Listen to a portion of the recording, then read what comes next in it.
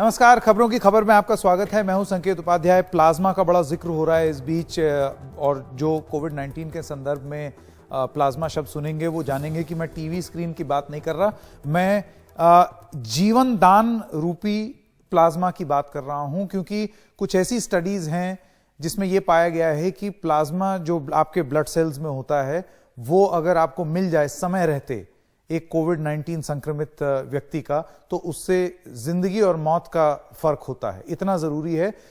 इस पर पूरी तरीके से शोध अभी नहीं हुआ है। बहुत सारे लोग कहते हैं ये उतना इफेक्टिव भी नहीं है, लेकिन फिर भी इस तरीके से भी इलाज हो रहा है। जब कोई और उपचार का तरीका ना हो तो मरता क्या ना करता। लेकिन दिक्कतें क्या आ रही हैं उसके बारे में भी हम जिक्र करेंगे, पर सबसे पहले यह जानना जरूरी है कि प्लाज्मा है क्या। अब देखिए, आपका खून है, आपके खून में जब खून लिया जाता है तो 45% खून होता है जिसमें red blood cells, white blood cells और प्लेटलेट्स होते हैं। लेकिन उसके अलावा 55% प्लाज्मा होता है। इस प्लाज्मा में क्या क्या चीजें स्टोर होती हैं? प्रोटीन, मिनरल और एंटीबॉडी। और आप किसी भी विशेषज्ञ से बात करेंगे, ये जो पूरी जो कोविड-19 के संदर्भ में प्लाज्मा की अहमियत समझ में आने लगी है लोगों को, वो सिर्फ इस एंटीबॉडी होने की वजह से, यानी कि आपके शरीर ने एक बीमारी से लड़ा और लड़ने के बाद उसके अंदर ये सहन शक्ति आई, खून के अंदर ये सहन शक्ति आई कि वो उस बीमारी से लड़ सके। अब ये उसी खून में आ सकती है, उसी व्यक्ति के खून में आ सकती है जो उस बीमारी से लड़ करके उभर चुका हो। इसलिए ये प्लाज्मा बहुत जरूरी हो जाता है कोविड-19 के लिए। एंटीबॉडी जो है वाई आकार के प्रोटीन होते हैं। क्या होता है एंटीबॉडी, ये भी आपको समझा दें। ये एक वाई आकार का प्रोटीन होता है।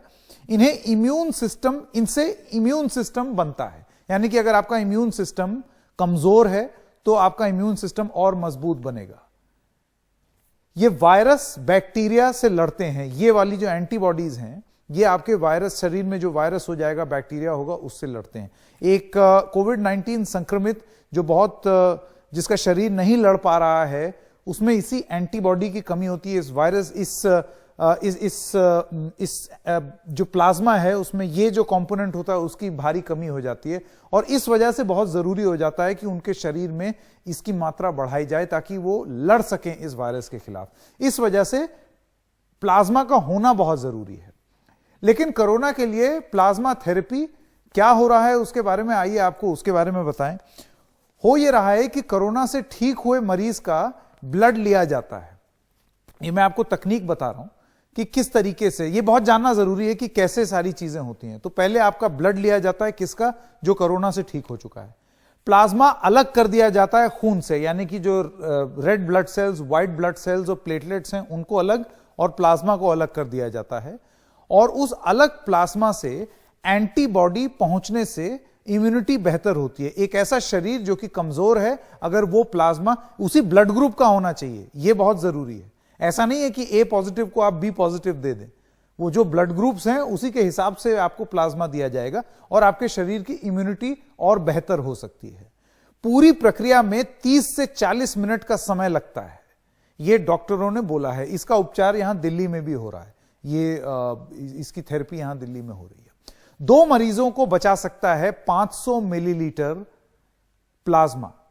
अब आप सोच लीजिए कैसा जीवनदान है ये प्लाज्मा, कि ये 2 लोगों को बचा सकता है अगर 500 मिलीलीटर, 500 ml अगर निकाला जाए तो ये है। लेकिन इससे रिलेटेड बहुत सारी दिक्कतें भी हैं, उन दिक्कतों के बारे में बात करेंगे एक छोटे से ये प्रेजेंटेशन के प्रस्तुति के बाद। मैं आपको सुनाना चाहता हूं कि दिक्कत कहां आ रही है। दिक्कत ये आ रही है कि ये जीवनदान जरूर है, लेकिन लोग जो कोरोना से ठीक हो जाते हैं उनको लगता है कि अभी तो ठीक हुए हैं इस बीमारी से, चलो जल्दी से घर भागे, क्या खून वून देने की बात। बहुत सारे लोग जो कोरोना संक्रमित ठीक हुए हैं वो अपना खून देना ही नहीं चाहते, और उस चक्कर में ये जीवनदान किसी और को नहीं देना चाहते। मुंबई में जो मेयर है मुंबई की, वो घूम घूम के सब लोगों से गुजारिश कर रही हैं कि प्लीज ऐसा मत कीजिए, अपने आप को सुपर हीरो समझिए और प्लाज्मा का दान करिए।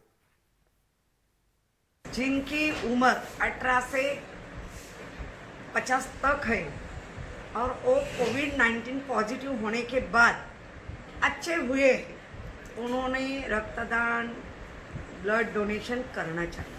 फाइट करने की इम्यूनिटी उनमें बढ़ गई है और वो इम्यूनिटी का प्लाज्मा ब्लड से निकाले जाते हैं तो वो प्लाज्मा दूसरे पेशेंट को देते हैं तो उसकी भी इम्यूनिटी और बढ़ती है और उसकी भी जान बच जाती है।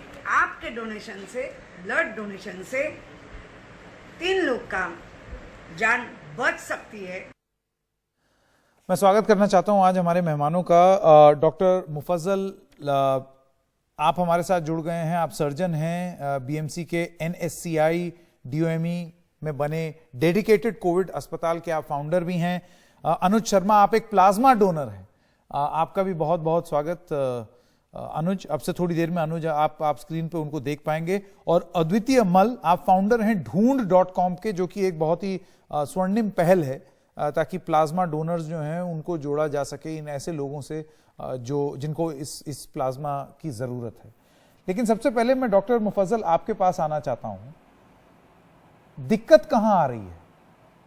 इसकी जो इफेक्टिवनेस है उसके बारे में तो हमने बात कर ली, लेकिन दिक्कत कहां आ रही है? क्यों लोग पसंद नहीं करते देना? आई थिंक लोगों में जानकारी बहुत कम है। जैसे कि आप मान लो कि इंडिया भर में या मुंबई में रिकवरी रेट बहुत ही अच्छा है, करीबन 52% रिकवरी रेट है। तो अगर 66,000 लोग अगर संक्रमित थे कोरोना के कारण से, आज सिर्फ 180 लोगों ने अपना प्लाज्मा दिया है। ये क्यों है, इतना डिवाइड क्यों है? क्योंकि लोगों में इसके बारे में जानकारी बहुत कम है। जैसे कि कब देना चाहिए, ये प्लाज्मा देने से क्या मेरी शक्ति कम हो सकती है, क्या मुझे नुकसान हो सकता है। फैमिली वाले बोलते हैं आपकी प्रोटेक्शन हो गई, अब घर पे रह लो, अगर आप वापस जाओगे तो आपको वापस से इन्फेक्शन होगा, अगर सेकंड फेज आया तो तब आप क्या करोगे, आपकी शक्ति कम हो सकती है।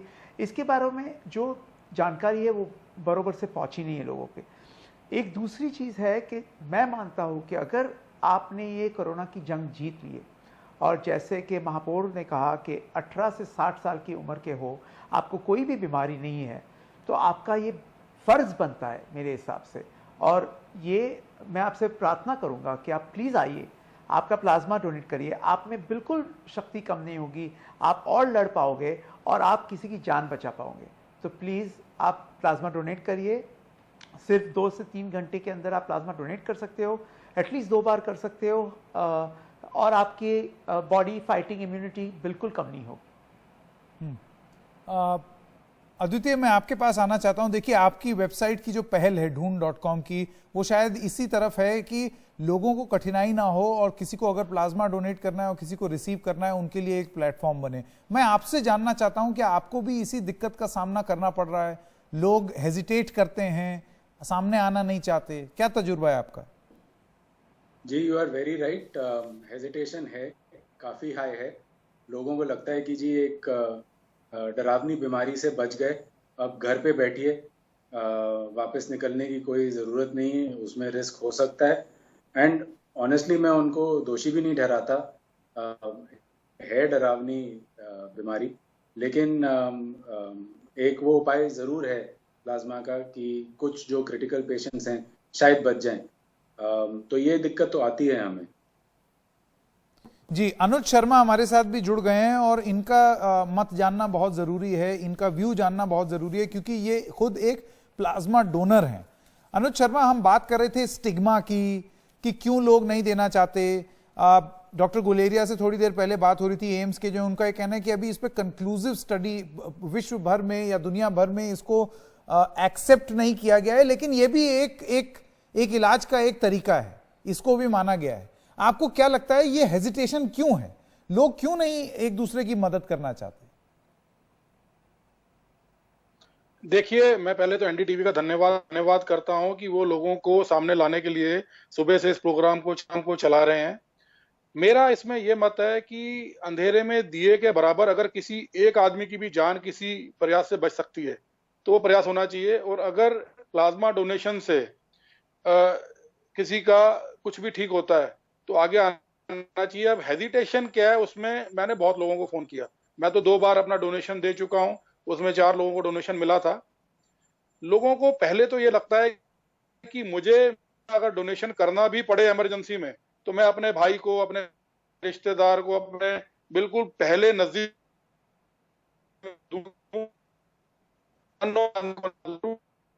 उसको लोग करते हैं इन द सेंस कि जब मैंने भी डोनेशन करना था, मुझे कुछ लोगों ने फोन किया कि हमारे कुछ नजदीकी लोगों को कोरोना हुआ है, आप हमारे जानकार हो, आप अपना डोनेशन मत करना, आप होल्ड करके चलो। पर मुझे ये लगा कि क्यों होल्ड करके चलो, जिसकी जान आज जा रही है उसको आज बचाना है, बाद में अगर किसी को तकलीफ होती है तो दुनिया और सामने से आगे से बढ़ के आएगी। तो पहली प्रॉब्लम तो इसमें मुझे ये दिखी कि लोग होल्ड करके चलते हैं, उनको होल्ड नहीं करना चाहिए। जो इमरजेंसी पहले है उसको पहले जान बचने के लिए आगे आना चाहिए। दूसरा मामला ये है कि जो फैमिली है उस फैमिली को मिल के सामने आके प्लाज्मा डोनेशन के लिए डोनर को समझाना चाहिए। इसमें अगर डोनर सामने आता भी है और डोनेशन की बात करता भी है तो फैमिली में वाइफ, मदर, बच्चे, कहीं ना कहीं वो उनसे भी सलाह लेता है। तो वो उनको कहते हैं कि आप इसको, तो मेरी किसी से बात हुई, उन्होंने ये मुझे मना कर दिया। तो मुझे ये लगता है कि ये 2-3 तरह की जो प्रॉब्लम है ये धीरे धीरे एक बार ठीक कर दें, उसके बाद हम आएंगे। पर आपने अपनी बात जरूर कही। डॉक्टर मुफज्जल, आपने सुना अनुज ने क्या बोला, इस स्टिग्मा को खत्म करने के लिए क्या किया है? सबसे पहली चीज तो अगर किसी प्लाज्मा डोनर कौन बन सकता है?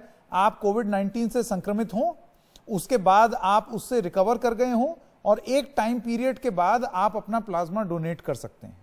अब स्टिग्मा ये है कि मैं दोबारा अस्पताल क्यों जाऊं, स्टिग्मा ये है कि ना जाने किस किस्म का उपकरण इस्तेमाल किया जाएगा, क्या मुझे वापस संक्रमित अगर मैं हो गया तो।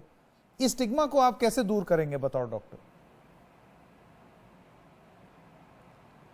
पहले तो गवर्नमेंट को ये सोशल मीडिया के ज़रिए से या जो पॉपुलर अपने एक्टर है, क्रिकेटर्स है, उनके ज़रिए से ये मैसेज भेजना चाहिए कि ये बिल्कुल ही जानलेवा कार्यक्रम नहीं है, ये आप किसी की जान बचा रहे हो और उसके लिए आपको प्राउड होना चाहिए। आप नेशनल ड्यूटी कर रहे हो, क्योंकि आज देश भर में लोग इससे, देश भर जूझ रहा है ये प्रॉब्लम से और देश भर में लोग मर रहे हैं।